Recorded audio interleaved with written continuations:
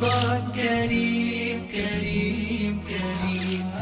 Bismillahirrahmanirrahim. Assalamualaikum warahmatullahi wabarakatuh. Alhamdulillahirabbil alamin. Nahmaduhu wa nasta'inuhu wa nastaghfiruh. Wa na'udzu billahi min sururi anfusina wa min sayyiati a'malina. May yahdihillahu fala mudhillalah wa may yudlil fala hadiyalah. Asyhadu an la ilaha illallah wa asyhadu anna Muhammadar Rasulullah. Rabbi shrah li sadri wa yassir li amri wahlul 'uqdatam min lisani yafqahu qawli, amma ba'd. A'udzu billahi minasyaitonir rajim. Bismillahirrahmanirrahim. Ya ayyuhalladzina amanu kutiba alaikumusiyam kama kutiba alal ladzina min qablikum la'allakum tattaqun.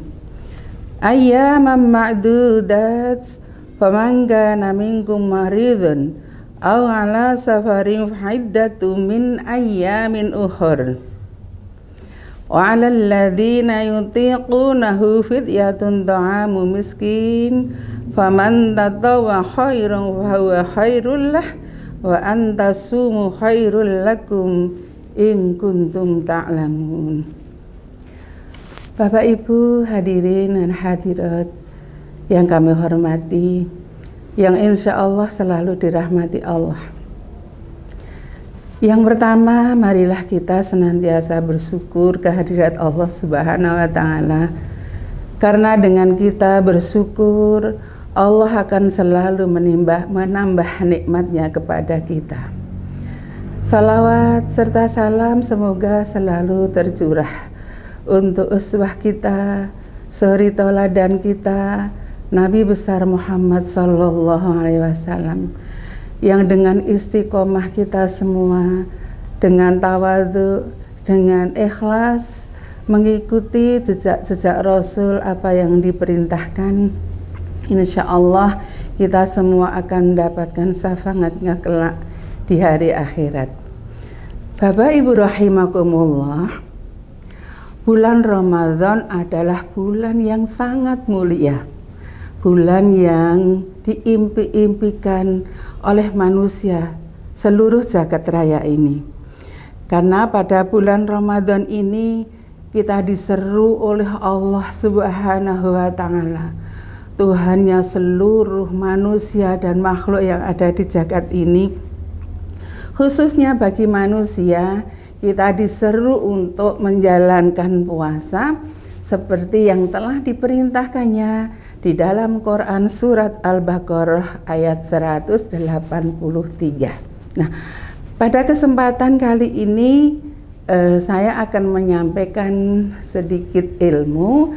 Semoga dengan sedikit ilmu ini nanti bisa membawa kemanfaatan buat kita dan bisa menjadi acuan bagaimana kita beramal. Puasa itu diwajibkan bagi orang-orang yang beriman. Nah, tetapi ada golongan, ada 4 golongan yang mendapat keringanan tidak mengerjakan puasa pun boleh, alias mendapat keringanan pada waktu bulan puasa itu tidak mengerjakan puasa. Siapakah 4 golongan itu? Yang pertama adalah orang yang sakit. Nah, kenapa orang yang sakit mendapat keringanan? Berdasarkan firman Allah di dalam surat Al-Baqarah ayat 185, wa man kana maridun aw ala safarin fa'iddatun min ayyamin ukhra.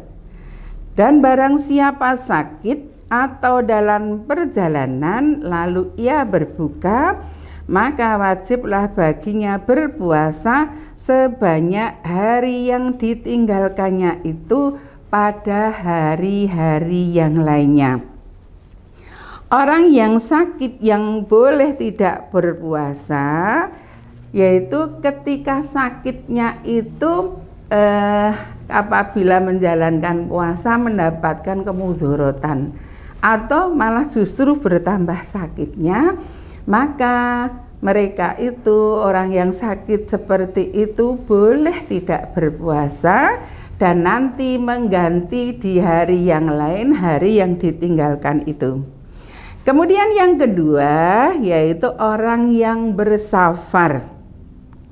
Dalil seorang musafir boleh tidak berpuasa adalah dalam firman Allah Ta'ala, yang artinya, dan barang siapa yang sakit atau dalam perjalanan lalu ia berbuka, maka wajiblah baginya berpuasa sebanyak hari yang ditinggalkan itu pada hari-hari yang lain.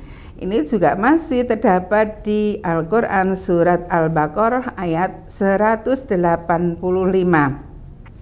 Namun demikian, musafir itu punya pilihan Bapak Ibu. Pilihannya apa? Boleh tidak berpuasa atau juga tetap menjalankan puasa. Kenapa? Karena safari atau safar di zaman sekarang itu, misalnya kita ke Jakarta pun hanya memerlukan perjalanan yang pendek karena hanya memerlukan beberapa jam dengan pesawat terbang. Namun demikian, ketika orang-orang yang safar itu dalam keadaan seperti itu pun boleh tidak berpuasa. Atau tetap berpuasa pun juga boleh. Nah, karena apa? Cuma sebentar ini perjalanannya nggak sampai seharian, jadi insya Allah masih kuat. Akhirnya boleh juga tidak berpuasa dan boleh juga menjalankan puasa. Kemudian di zamannya Rasulullah itu, ada sahabat Rasulullah itu ketika bersafar bepergian, kami pernah bersafar bersama Rasulullah Muhammad sallallahu alaihi wasallam, maka ada yang tetap berpuasa dan ada pula yang tidak berpuasa. Namun mereka tidak saling mencela satu sama yang lain.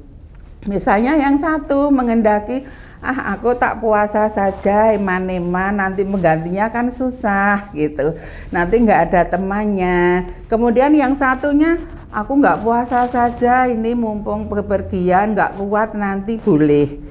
Jadi mendapat keringanan, boleh tidak berpuasa, tetapi tidak boleh saling mencela.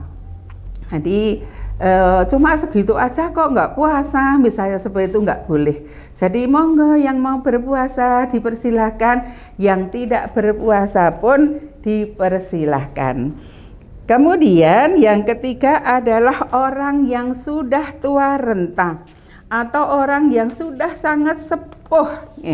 Nah, orang yang sudah sepuh ini selain berlaku bagi orang yang sudah tua renta yang tidak mampu berpuasa, juga berlaku untuk orang yang sakit dan tidak bisa sembuh. Maksudnya karena sudah sepuh sekali sehingga kesembuhannya itu sulit diharapkan begitu. Kemudian dengan sakitnya itu beliau boleh tidak berpuasa dengan cara mengganti fidyah. Dalil dari hal ini adalah firman Allah Ta'ala di Quran surat Al-Baqarah ayat 184. A'udzubillahi minasyaitonirrajim. Bismillahirrahmanirrahim. Wa 'alal ladzina yutiquna fidyatun ta'amu miskin. Dan wajib bagi orang-orang yang berat menjalankannya, jika mereka tidak berpuasa, membayar fidyah, yaitu memberi makan seorang miskin.